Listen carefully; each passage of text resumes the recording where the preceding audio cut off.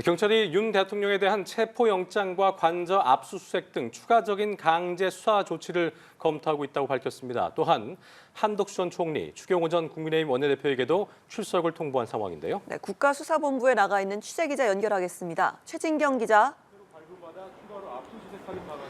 네, 국가수사본부 특별수사단은 윤석열 대통령을 겨냥한 강제 수사를 추가로 검토하고 있다고 밝혔습니다.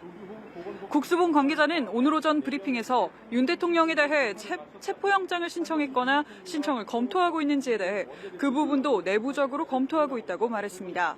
또 한남동 대통령 관저를 압수수색하는 방안과 통신내역 압수수색 영장을 발부하는 방안에 대해서도 검토하고 있다고 밝혔습니다. 경찰은 지난 11일 법원에서 영장을 발부받아 용산 대통령실에 대한 압수수색에 나섰지만 경호처의 저지로 일부 자료만 임의 제출 방식으로 넘겨받았습니다. 하지만 경찰이 그간 압수한 물품과 관련자 진술 등을 토대로 윤 대통령을 이번 내란의 우두머리로 판단한 만큼 강제 수사 시도는 이어질 걸로 보입니다. 국수본은 또 한덕수 국무총리와 국민의힘 추경호 원내대표에 대해서도 출석을 통보했으며 소환 날짜는 조율하고 있다고 밝혔습니다.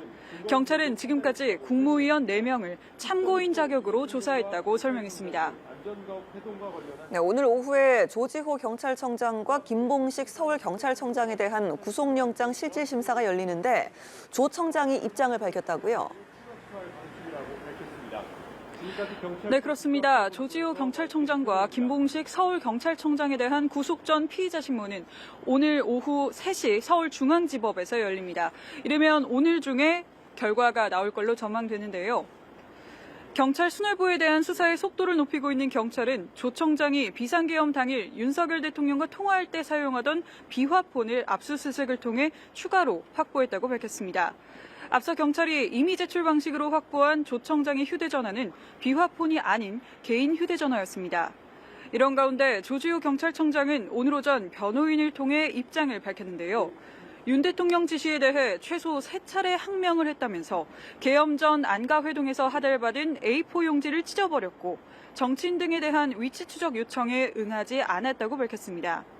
또 국회의원을 포함한 출입 통제 지시에도 월담은 막지 말라고 부하들에게 지시했다고 주장했는데요. 국회 통제가 이뤄졌던 밤 11시 37분쯤 이후 윤 대통령이 국회의원 체포를 지시하는 전화를 6차례 걸어왔지만 불법 지휘로 판단해 모두 거부했다고 주장했습니다. 국수본은 조 청장이 안가회동에서 윤석열 대통령으로부터 받은 계엄 문건을 찢었다고 진술한 부분은 증거인멸 행위로 보고 있습니다. 지금까지 경찰청 국가수사본부 앞에서 연합뉴스TV 최진경입니다.